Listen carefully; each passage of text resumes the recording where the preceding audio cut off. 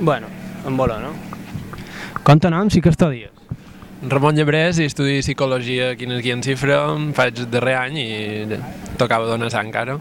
I com t'has enterat que estem per aquí en el campus universitari?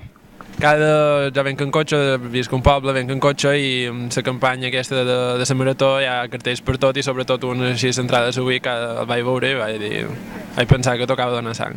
I com t'ha anat la donació? Molt bé, cap problema, en 5 minuts he acabat i després el berenar està molt bo. Bueno, i ara per acabar, perquè això curtet, que li diries a algú que no ha donat mai sang? Doncs que vengui a donar sang perquè és una experiència molt bona perquè no costa res, he estat 5 minuts, 10 minuts, tot el més després estàs un pot de repòs, però això són sucs i les coques de patata que m'hauran donat avui se recupera tot d'una i res, i que pots ajudar a 3 persones que és molt necessari. I, bé, quantes vegades has donat sang? Aquesta és la segona vegada que he donat sang. I la primera la vas fer aquí mateix, en el campus? Sí, aquí mateix en el campus, també una altra marató que vareu fer, vaig venir, vaig dir avui començ. I què va ser el que te va motivar per venir a donar sang? Que meva des de petit, mon pare ha estat donant de sang, mon mare no perquè no pot, però i jo quan era petit ja pensava de gran també m'agradaria donar sang. Mon pare m'ha explicat molt bé això de que servia per ajudar a l'altra gent.